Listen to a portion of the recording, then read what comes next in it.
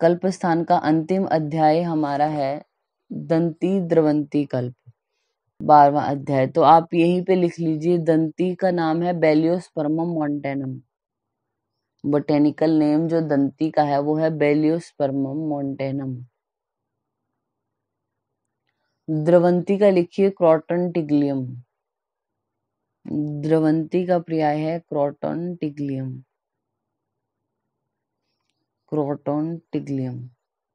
दंती है हमारा बेलियोस्पर्मम मॉन्टेनम, द्रवंती croton टिग्लियम। Next ये जो श्लोक लिखा है पर्यायों वाला, पहली लाइन पे आप एक बार लिख लीजिए 1।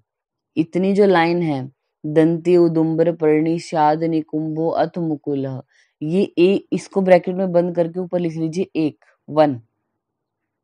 फिर यहाँ से द्रवंती नामताश्च त्रायाश्च न्यायगोद्री मूषिका वह, इस पे लिख लीजिए 2। नेक्स्ट लाइन है जो हमारी लिखी है, तथा मूषिका पर्णी च अपि उपचित्रा च शंबरी, इसके आगे लिखा आपने 3। और लास्ट जो लाइन है, प्रत्यक्ष श्रेणी शुद्ध श्रेणी दंती चंडा च कीर्तितः, इसके नीचे आगे लिखा आपने 4। तो ये 4 लाइन है, 1 2 3 4 आपने ऐसे लिखा। फिर साइड में लिखिए 1 and 4। 1 and 4 एरो करके लिखा दंती पहली और चौथी जो लाइन है वो है दंती के पर्याय, और दूसरी और तीसरी सेकंड एंड थर्ड ये द्रवंती के पर्याय हैं। 1 से 4 मतलब पहली और चौथी जो लाइन है उसमें है हमारे दंती के पर्याय, दूसरी और तीसरी में द्रवंती के पर्याय हैं। आप हाईलाइट कर सकते हैं। दंती के पर्याय लिखा तो आप हाईलाइट कर लीजिए दंती, उदुम्बर पर्णी, निकुंभ और मुकुलक। ये 4 पर्याय तो आपको याद होने ही चाहिए, ठीक है। फिर द्रवंती के हैं द्रवंती, चित्रा, न्यायगोद्री और मूषिकावाह। इतना ये 4 पर्याय दोनों के याद हो आपको। फिर नेक्स्ट है हमारा उत्तम दंती और द्रवंती के लक्षण। तयो मूलानी संग्रह, मूल यूज करते हैं इसमें। स्थिराणी बहलानी च, जो स्थिर हो, ऐसी मूल आपने लेनी है जो स्थिर हो, बहल मोटी हो। दंत हस्ती दंत प्रकारानी, हाथी के जो दांत होते हैं उसके जैसी होनी चाहिए। शाव ताम्राणी बुद्धिमान, शाव और ताम्र वर्ण की या तो हो, तो वो दंती और द्रवंती की मूल आपको लेनी है। फिर देखिए 5 नंबर श्लोक है जो उसको हिंदी में हम देखेंगे। ये जो मूल है आपने उखाड़ लिया ऐसे ऐसे लक्षणों वाली, तो उसको पिपली और मुलेठी के कल्क का पहले लेप कर देना है। फिर उसको कुशा में लपेट के मिट्टी का लेप लगाना है और अग्नि में स्वेदन करना है। स्वेदन के बाद फिर इसको धूप में सुखाना है। इस प्रकार अग्नि और धूप इसको सुखाने से इसका विकासित्व गुण नष्ट हो जाता है। ये आपने हाईलाइट किया। दंती और द्रवंती की ये जो संग्रहण विधि आपको एक विशेष प्रकार से बताई कि पिपली और इन मुलेठी इनका कल्क लगाया, फिर उसके ऊपर कुश आदि से बांध दिया, फिर मिट्टी का लेप, फिर अग्नि में स्वेदन किया उसका, फिर उसको धूप में सुखा रहे हैं। ये सब इतना कर क्यों रहे हैं? तो उसका जो विकासी गुण है उसको नष्ट करने के लिए ऐसा किया जाता है। फिर 6 नंबर श्लोक में दंती और द्रवंती के गुण बताए, तो हिंदी में ही पढ़ सकते हैं आप इसको। दंती और द्रवंती की मूल तीक्ष्ण है, आशुकारी, विकासी है, गुरु है। इसके इसलिए पित्त और कफ को गीला करके बाहर निकालने वाला और वायु को कुपित करने वाला होता है। नेक्स्ट इसके बाद है हमारा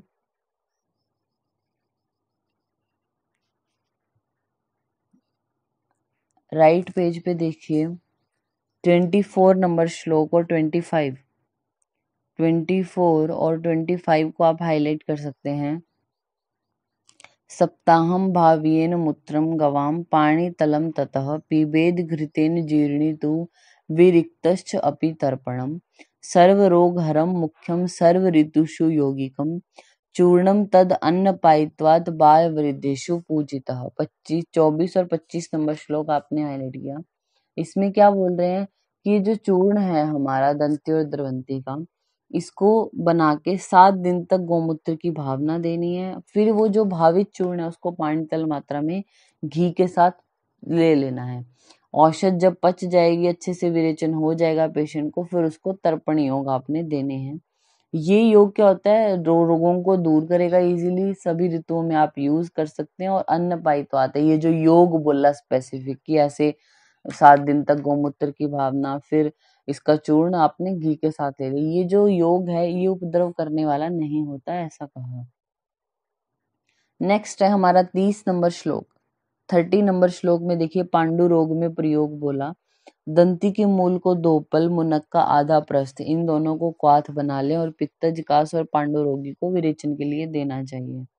नेक्स्ट है कामला नाशक योग बोला 31 नंबर श्लोक में। हिंदी में देख लीजिए, दंती मूल का कल्क समभाग गुड़ के साथ शीतल जल से रोगी को पिलाना चाहिए, कामला नाशक योग बताया है। फिर जो 40 नंबर श्लोक है यहाँ पे योग बताए गए हैं इनके एंड में, कि जो दंती द्रवंती है उसके कौन कौन से योग किस किस के साथ है। तो ये जो सेकंड हमारे पास है कॉलम, इसमें देखिए नीचे से थर्ड है, सुरा के साथ एक योग आपने हाईलाइट किया, दंती और द्रवंती का सुरा के साथ एक हाईलाइट किया, और फिर कंपिलक के साथ एक है, ये आपने हाईलाइट किया। टोटल योग तो 48 होते हैं दोनों के, लेकिन सुरा के साथ एक है और कंपिलक के साथ एक, ये आपने हाईलाइट किया। नेक्स्ट है हमारा 41 और 42 नंबर श्लोक, इंपॉर्टेंट है दोनों ही। त्रिशतम पंच पंचाशत योगानाम वमने स्मृता, वमन के योग कितने, त्रिशतम यानी 300, फिर पंच पंचाश यानी 55, तो 355, 355 ये वमन कारक योग हैं। द्वे शते नवका पंच योगानाम तु विरेचने, ठीक है, द्वे शते यानी 200, नवका पंच योग योगा नाम यानी पंच योगा नाम हमारे क्या, जो 245 योग हैं वो विरेचन के हैं। ऊर्ध्व अनुलोम भागा नाम इति युक्तानि शतानि षट, यानी ऊर्ध्व और अधो जो भी है वमन और विरेचन, इसके योग हमारे क्या है 600 बोले गए हैं। इसमें फिर देखना लास्ट वर्ड करके लिखा, द्रव्याणी 10 पंच च को आपने हाईलाइट किया, 10 पंच च। द्रव्य कितने हैं टोटल, 15 प्रधान द्रव्य हैं। तो चाहो तो आप इसको हिंदी में हाईलाइट कर लीजिए, वमन कारक 355 योग, विरेचन 245, और वमन और विरेचन के 15 प्रधान द्रव्य को आपने हाईलाइट किया। अभी हमने देखा ना कल्पस्थान में 15 ड्रग्स हैं जिनकी जो वो चैप्टर भले ही 12 हो, जैसे सप्तला शंखिनी को एक ही चैप्टर में रख दिया और दंती द्रवंती को एक चैप्टर में रख दिया, उधर त्रिवृत के जो 2 टाइप है उनको एक में रखा, तो उस तरीके से ये 15 हमारे कंप्लीट होते हैं। तो ये हमारा जो ड्रग्स वाला था, जो वमन और विरेचन कारक औषधियां हैं, वो यहाँ तक अब कंप्लीट होता है। इसके आगे कुछ रूल्स रेगुलेशन बताए जो आपको नॉर्मली ध्यान रखने चाहिए, कुछ प्रिंसिपल्स हैं। नेक्स्ट है 43 और 44 का, योग का नामकरण हिंदी में हम देखेंगे। जब भी आप कोई योग देते हैं तो उसका नाम किस बेसिस पे रखते हैं, तो द्रव्यों के संयोग में प्रधान द्रव्य के नाम पर, ये आपने हाईलाइट किया, प्रधान द्रव्य के नाम पर उसके योग का नामकरण किया जाता है। नेक्स्ट है 45 नंबर श्लोक में, विरुद्ध वीर्य अपि येषां प्रधानानाम अबाधकम अधिकम तुल्य वीर्य ही क्रिया सामर्थ्यम इष्यते। विरुद्ध वीर्य द्रव्यों का बोलते हैं प्रधान गुणों को बाधित न करने वाले विरुद्ध वीर्यों का प्रयोग भी किया जाता है। जैसे एला हृदय होते हुए मदनफल के साथ योग में वमनार्थ प्रयोग होते हैं, पर ऐसे द्रव्यों का प्रयोग करते समय यह ध्यान रखा जाता है कि वमन और विरेचन जिस कार्य के लिए प्रयुक्त हो उसमें बाधक न हो। तुल्य वीर्य द्रव्यों के प्रयोग से योगों की कार्य शक्ति बढ़ जाती है। क्या होता है, जब आप कोई कॉम्बिनेशन बनाते हैं ड्रग का, तो उसमें उसी के वीर्य वाली औषधियां ज्यादा लेनी चाहिए, इससे उसका अच्छा इफेक्ट आता है। लेकिन ऐसा हमेशा होता नहीं है कि आप हर ड्रग आपकी तुल्य वीर्य ही होगी। कुछ ड्रग होती हैं एक कॉम्बी, जैसे आपके पास कोई भी कॉम्बिनेशन है जिसमें 10 ड्रग आप यूज करें, तो 10 में से 8 ऐसी हैं जो उष्ण हैं, 2 का वीर्य शीत है, लेकिन उस काम को करने में हेल्प करेंगी, तो भी आप यूज कर लेते हो, विरुद्ध वीर्य द्रव्यों को भी यूज कर लेते हो, अगर वो स्पेसिफिक जो उसका फंक्शन है उसमें कोई प्रॉब्लम ना करे। जैसे अगर मदन वमन कारक आप कोई ड्रग बना रहे हैं जो वमन कराएगी, तो उसमें आप दूसरी वीर्य वाली औषध यूज कर सकते हो, लेकिन वो वमन में कोई उसको कॉम्प्लिकेशन ना करे, यानी वमन में कोई बाधा ना पहुंचाए, ऐसी होनी चाहिए। तो विरुद्ध वीर्य द्रव्यों का भी प्रयोग किया जा सकता है। नेक्स्ट है हमारा राइट पेज पे, स्वरस की भावना से गुण वृद्धि करके लिखा 47 नंबर श्लोक में, यानी वमन कारक और विरेचन कारक द्रव्यों में उनके जो चूर्ण है इन्हीं के द्रव्यों की स्वरस की भावना अगर देते हैं तो आपने देखा होगा, जैसे हमने जो भी अभी कॉम्बिनेशन पढ़े उनमें सब में पढ़ा ही है मोस्टली कि अगर अमलतास है तो उसको इसकी भावना देनी है, त्रिवृत को आप और द्रव्यों की भावना, मदन फल को जिमूत इक्ष्वा को इनकी भावना दे रहे हो, जबकि आपने कहा मदन फल तो श्रेष्ठ है तो बाकी भावना क्यों दे रहे हो उसको, तो बोलते हैं उनके बल की वृद्धि हो जाती है भावना देने से, और ज्यादा इफेक्टिव होके काम करती हैं ड्रग्स। ठीक है, नेक्स्ट है 48 नंबर श्लोक को आप पूरे को हाईलाइट कर लीजिए। अल्पस्य अपि महत्वम प्रभुत्वस्य अल्पकर्मताम कुर्याद संयोग विश्लेष काल संस्कार युक्ति भी। संयोग आदि का महत्व बोला तो यहाँ पे लिखा है अल्पस्य अपि महअर्थत्व, मतलब जो कम कार्य करने वाले द्रव्य हैं वो भी बड़ा कार्य कर सकते हैं। प्रभुत्वस्य अल्पकर्मताम, जो बड़ा काम कर सकते थे उनको आप कम काम करने वाला बना सकते हो। ऐसा कैसे कर सकते? कुर्यात संयोग, या तो संयोग से। दूसरा विश्लेष, काल, संस्कार और युक्ति, ये 5 चीजें आपको याद रखनी है। जैसे कोई एक ड्रग है जो बहुत ज्यादा मृदु इस तरीके से वर्क कर रही है, उसमें आप क्या करते हो? तीक्ष्ण चीजें की भावना दे दी, संयोग करा दिया, तो क्या होगी? संयोग से आपने कम काम करने वाली औषध को ज्यादा काम करने वाली बना दिया। तो संयोग, विश्लेष, काल, संस्कार और युक्ति, इनके द्वारा आप प्रभुत द्रव्य को अल्प कार्य करने वाला, अल्प द्रव्य को बड़ा कार्य करने वाला बना सकते हैं। नेक्स्ट है हमारा, इसमें देखिए आप 51 नंबर श्लोक, 51 नंबर श्लोक सेकंड लाइन में हाईलाइट किया आपने, सुखम क्षिप्र महावेगम, सुखम क्षिप्र महावेगम असक्तम यत् प्रवर्तते। और नेक्स्ट लाइन को भी हाईलाइट कर लीजिए, न अति ग्लानि करम पायो हृदयम न च रुक करम। ये तीक्ष्ण विरेचक द्रव्य कौन से होते हैं वो बताया गया। बोलते हैं जो सुख पूर्वक निकल जाए, क्षिप्र जल्दी, महावेगम सुख पूर्वक शीघ्र ज्यादा वेग लाने वाले होते हैं, मतलब असक्त, रुकावट नहीं होती बीच में कोई भी वो। और न अति ग्लानि कर्म, ज्यादा ग्लानि उत्पन्न नहीं करते। और जो गुदा है, हृदय है, उनमें वेदना भी नहीं करते। वो हमारे तीक्ष्ण द्रव्य बताए गए हैं, वो तीक्ष्ण होते हैं। फिर उसके बाद हमारा आता है इसमें, अब ये इसके बाद देखिए 53 नंबर श्लोक से लेके जो राइट पेज है 58 तक, इसमें बताया मृदु द्रव्य कैसे होने चाहिए, मध्यम द्रव्य कैसे होंगे, कैसे आप उसको यूज करोगे, तो वो नॉर्मल है, वो आप समझ जाएंगे, उसमें से क्वेश्चन आता भी नहीं है। नेक्स्ट है हमारा 62 नंबर श्लोक को आप हाईलाइट कर सकते हैं। 62, अपक्कम वमनम दोषम पच्यमानम विरेचनम निर्हरेद वमन स्यात् पाकम न प्रतिपाल्येत। यानी आपको पाक की प्रतीक्षा नहीं करनी। किसमें? वमन का में। अपक्वम वमनम दोषम, वमन में अपक्व दोष निकलते हैं। और पच्यमानम विरेचनम, विरेचन में पक के दोष निकलते हैं। पहले विरेचन कारक औषध डाइजेस्ट होती है फिर दोषों को निकालती है, लेकिन वमन के लिए तो आपने दी और तभी बिना पके ही बाहर निकल जाती है। इसलिए वमन कारक द्रव्यों के पाक की परीक्षा, मतलब पाक की प्रतीक्षा, वेट नहीं करना चाहिए, ऐसा बोला गया कि वो अभी डाइजेस्ट होंगे, ऐसा नहीं होता, डाइजेस्ट हुए बिना ही बाहर निकल जाते हैं, ऐसा कहा गया है। नेक्स्ट देखिए 66 नंबर श्लोक में हिंदी में देखिए, अवशिष्ट दोषों की शांति। वमन या विरेचन के द्वारा पूर्ण रूप से जिनका शोधन नहीं हुआ है, ऐसे व्यक्तियों को हाईलाइट करना, भोजन और अंतरपान के द्वारा बचे हुए दोषों की शांति करनी चाहिए। तो अंतरपान मतलब भोजन देके और कषाय सेवन करा के उसके और दोषों को निकाल दो, ऐसा बोला गया। अगर वमन और विरेचन आपने जो कराया उससे कंप्लीटली दोष नहीं निकले तो भोजन और अंतरपान यानी कषाय देके उसके दोषों को निकाल दो।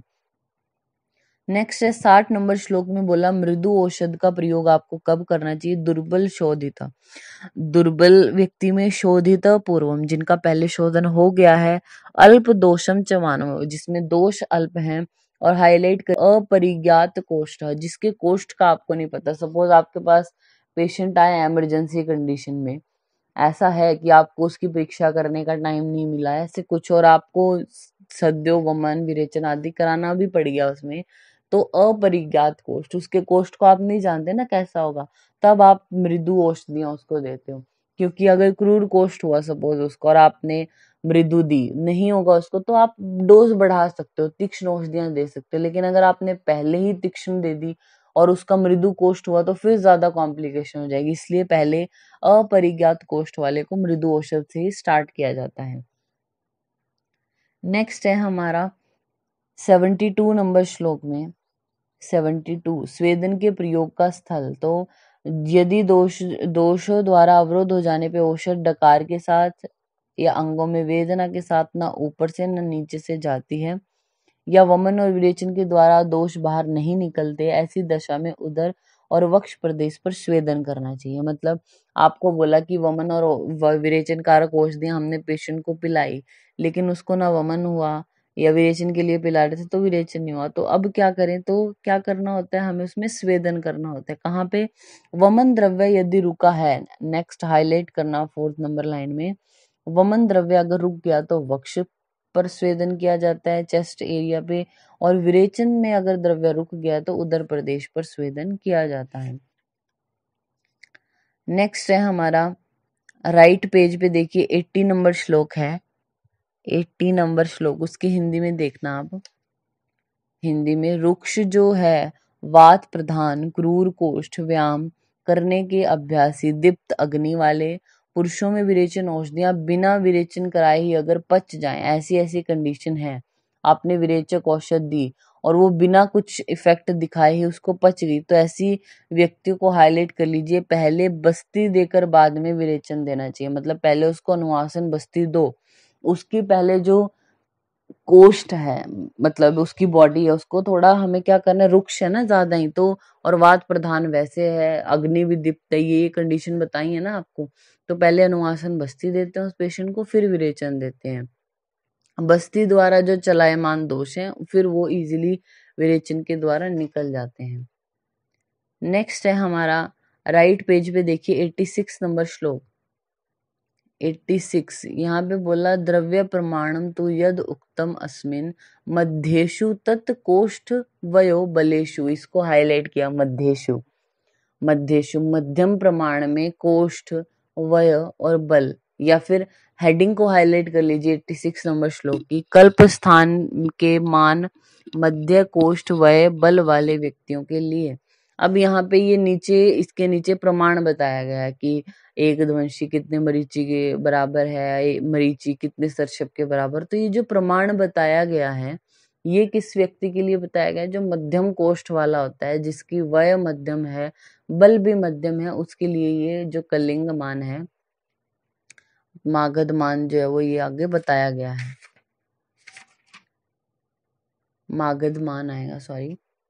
नेक्स्ट पेज आप निकालिए, ये मागध मान करके लिखा हुआ है ना, 6 ध्वंसी जो होता है एक मरीची के इक्वल, 6 मरीची एक रक्त सर्षप, 8 रक्त सर्षप एक तंडुल, 2 तंडुल एक धान्यमाश, 2 धान्यमाश एक यव। तो इसको याद रखने का एक तरीका है, आप पेज के टॉप पर लिखिए, पेज के टॉप पर आप लिखिए, हम कुछ वर्ड बोलेंगे जो आपको थोड़े थोड़े डिफरेंस पे लिखने हैं। लिखिए धम, ध अलग लिखिए, मैं अलग लिखिए, धम। फिर लिखिए सत, स अलग सड़क वाला और त अलग, ध म स त, धमसत ऐसे है, धमसत। फिर लिखिए धा, धातु वाला जो ध है ना, धा, तो धमसत धा य लिखिए, धमसत धाय। फिर लिखिए अमासा, ए अलग, मैं माँ अलग और शा अलग, धमसत धाय अमाशा, धमशत धाय अमाशा। इसको आप ऐसे याद रखना, मतलब जो वर्ड अभी हम बोल रहे हैं इकट्ठा करके बोल रहे हैं, इसको धमशत धाय अमाशा से आपको याद रखना है। फिर इसके नीचे एक नंबरिंग लिखिए, एक एक वर्ड आपने जो हम अभी बोलेंगे काउंटिंग का, वो एक एक के नीचे लिखना है। तो ध के नीचे लिखिए 6, फिर लिखा आपने 6, देन 8, फिर लिखिए 2, फिर लिखिए 4, नेक्स्ट है 3, 66822443 ध से आपको याद रखना है ध्वंशी, ठीक है। तो ध्वंशी के नीचे आपने लिखा है ना 6, तो 6 ध्वंशी किसके इक्वल है, नेक्स्ट के, तो म का मतलब मरीची, तो 6 ध्वंशी इज इक्वल टू 1 मरीची। फिर 6 मरीची, मरीची के नीचे क्या है 6 है ना, तो 6 मरीची इज इक्वल टू 1 सर्षप, कौन सा, रक्त सर्षप, ऐसे याद रखना। फिर 8 रक्त सर्षप हमारे हो गए 1 तंडूल के बराबर, 2 तंडूल हो गया 1 धान्यमाश, 2 धान्यमाश 1 यव, 4 यव 1 अंडिका, और जो हमारी 4 अंडिकाएं हैं वो 1 माशक के इक्वल, और 3 माशक इज इक्वल टू 1 शाण, और ये लिखा है शाण के नीचे 2, तो 2 शाण और एरो करके लिख लीजिए आगे कोल, शाण के आगे आप लिख लीजिए कोल, तो 2 शाण इज इक्वल टू 1 कोल, ठीक है। ये आपको याद रखना है, इंपॉर्टेंट है। धमशत धाय अमाशा 66822443 ऐसे। फिर ये जो राइट पेज है आपका, इस पे भी आपको एक श्लोक लिखना है, श्लोक मतलब जिससे आपको ये पूरा याद रहे, आप इसमें कंफ्यूजन ना हो आपको कि कितने पल कितने के इक्वल होता है, ऐसा याद रहना चाहिए आपको। तो राइट पेज पे आप श्लोक लिखिए एक, शाण शाण कोल कर्षश्च, शाण कोल कर्षश्च शुक्ति पलम मेवतु, शुक्ति पलम मेवतु, शाण कोल कर्षश्च शुक्ति पलम मेवतु। फिर लिखिए प्रसृतम कुड़वश्च अपि, प्रसृतम प्रसृत प्रसृत प्रसृत कुड़वश्च अपि श्राव प्रस्थिमेव च, श्राव प्रस्थमेव च। एक बार रिपीट कर देते हैं ये लाइन, शाण कोल कर्षश्च शुक्ति पलमेव तु प्रसृत कुड़वश्च अपि श्रावम प्रस्थमेव च। नेक्स्ट लाइन में अर्ध आडको आडकश्च, अर्ध आडको आडकश्च अर्ध द्रोण द्रोणमेव च, अर्ध द्रोण द्रोणमेव च सुरपो खारिश्च, फिर लिखिए सुरपो खारिश्च खारी, सुरपो खारिश्च उत्तरोत्तर द्विगुणम, उत्तरोत्तर द्विगुणम, एक दूसरे से ये दुगने होते जाते हैं। जैसे 2 शाण इज इक्वल टू 1 कोल, 2 कोल इज इक्वल टू 1 कर्ष, 2 कर्ष इज इक्वल टू 1 शुक्ति, 2 शुक्ति इज इक्वल टू 1 पल, 2 पल इज इक्वल टू 1 प्रश्रित, 2 प्रश्रित इज इक्वल टू 1 कुड़व, 2 कुड़व इज इक्वल टू 1 श्राव, 2 श्राव इज इक्वल टू 1 प्रस्थ, 2 प्रस्थ इज इक्वल टू अर्ध आडक, 2 अर्ध आडक से मिलके 1 आडक बनता है, 2 आडक से मिलके आधा द्रोण, और 2 आधे द्रोण से मिलके 1 द्रोण बनता है, और 2 द्रोण इज इक्वल टू 1 सुर्प, 2 सुर्प इज इक्वल टू 1 खारी, यानी उत्तरोत्तर दुगने होते जाते हैं। ये तो ये आपको पूरा प्रमाण इससे याद हो जाएगा। शुरू का जो है धमसत धाय अमाशा से याद होगा, फिर शाण के आगे इस श्लोक से आपको ये याद हो जाएगा।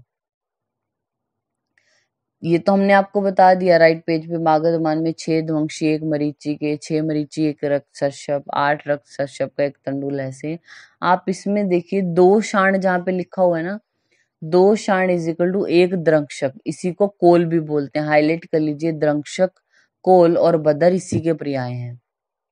फिर नेक्स्ट है 2 द्रंक्षक, यानी 2 कोल मिलके क्या बनाते हैं, 1 कर्ष बनाते हैं, तो 1 कर्ष को हम हाईलाइट करना सुवर्ण भी बोलते हैं। ये पर्याय पूछे जाते हैं इसलिए हाईलाइट करा रहे हैं। कर्ष के पर्याय इंपॉर्टेंट है, कोल के इंपॉर्टेंट है, पल के भी इंपॉर्टेंट है बहुत। तो सुवर्ण, अक्ष, विडालक पद, पिचु, पाणितल, तिंदुक, कवल ग्रह, ऐसा करके कहीं भी आए इसका मतलब वो 2 कोल है, यानी 1 कर्ष है।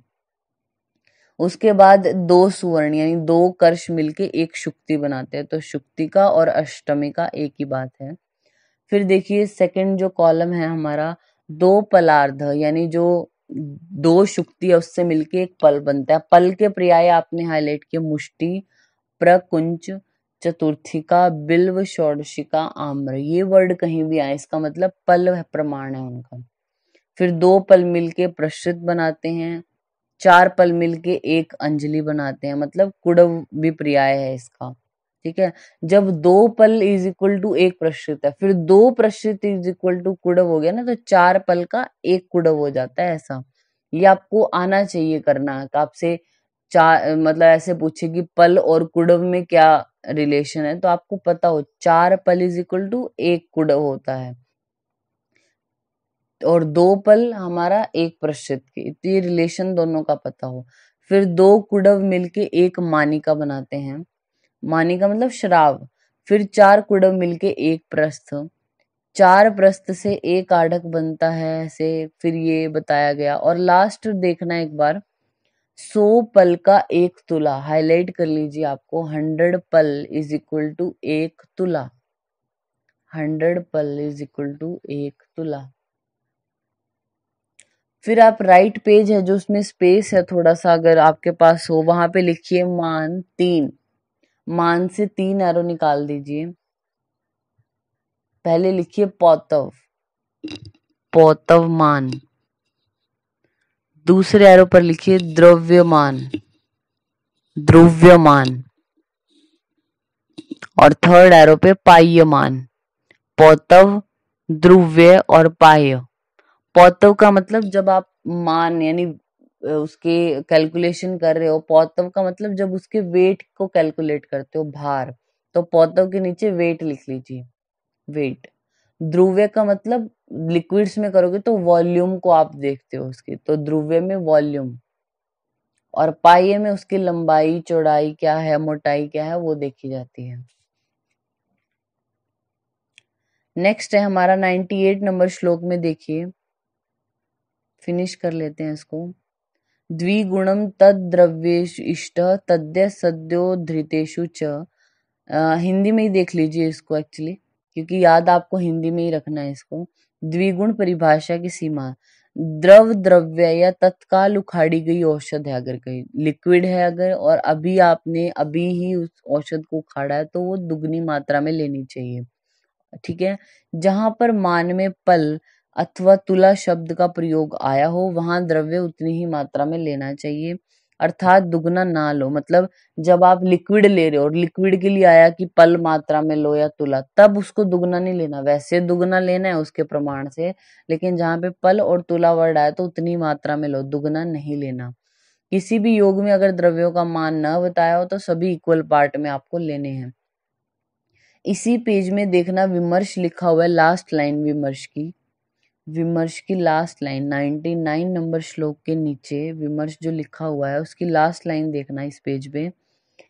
जैसे कि आगे लिखा, हाईलाइट कर लीजिए, गुडुचि कुटजो वासा कुष्मांडश्च शतावरी अश्वगंधा सहचरी शत पुष्पा प्रसारणी प्रयोक्तव्य सदैव आद्रा द्विगुणम नेवकारी। हम षाडंगर संहिता में पढ़ते हैं ये कि गुडुचि कुटजो वासा, ये ड्रग्स बताइए। अभी क्या बोला इन्होंने कि आद्र औषधियां जब आप लोगे तो उनको दुगनी लेनी चाहिए, ऐसा एक प्रिंसिपल दे दिया नॉर्मल, लेकिन उसकी अब एक्सेप्शन बता दी कि गुडुचि कुटजो वासा कुष्मांडस शतावरी अश्वगंधा सहचरी शत पुष्पा प्रसारणी, ये जो ड्रग्स हैं प्रयोक्तव्य सदैव आद्र, इनको हमेशा आर्द्र अवस्था में ही आपको लेनी चाहिए ताजी, द्विगुणम नेवकारी, लेकिन दुगनी नहीं लेते ऐसा। नेक्स्ट है 100 नंबर श्लोक, हिंदी में ही देख लीजिए। स्नेह आदि सिद्धि के लिए सभी जगह जहां भी द्रव का निर्देश न हो तो जल का ग्रहण करना चाहिए। जहां पाद वर्ड लिखा है तो यानी 1/4 आपको ग्रहण करना है। नेक्स्ट है फिर 101 नंबर श्लोक में हिंदी में, जिस स्नेह आदि को सिद्ध करना है उसमें जल, स्नेह और औषध का प्रमाण न बताया गया हो तो औषध का कल से चतुर्गुण स्नेह, स्नेह से चतुर्गुण जल। मतलब आप लिख लीजिए यहीं पे, औषध, औषध रेशो स्नेह रेशो जल, इनका रेशो कितना होना चाहिए, औषध, स्नेह और जल का रेशो, तो औषध 1, स्नेह 4 और जल 16। क्या मतलब है इसका कि औषध से 4 गुना आपने स्नेह लिया और स्नेह से आपने क्या किया, जब वो चतुर्गुण जल ले लिया, तो 1 4 16 ऐसे होना चाहिए। नेक्स्ट है हमारा 103 नंबर श्लोक में। अब यहाँ पे स्नेह पाक के भेद बताए गए हैं। स्नेह पाका त्रिधा गया मृदु मध्य खरा। स्नेह पाक 3 तरह का, मृदु मध्यम और खर। फिर बोला है तुल्य कलकेन निर्यासा भेषजा मृदु स्मृत संयाव इव निर्यासे मध्यमो दारवी मुंचिति और शीर्य माणे तो निर्यासे वर्तमान खरस तथा। मृदु क्या होगा? जब औषध कल्क निर्यास से गोंद के जैसा, निर्यास जैसा हो जाता है तो मतलब मृदु है।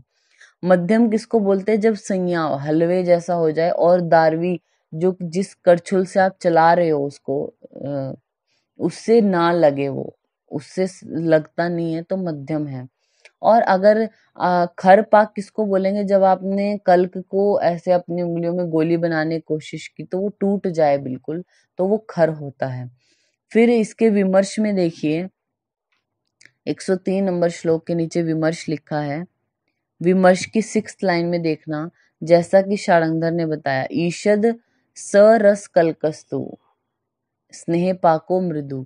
मृदु उन्होंने क्या बोला कि ईषद रस आया हो कल्क का तो उसको मृदु बोलते हैं।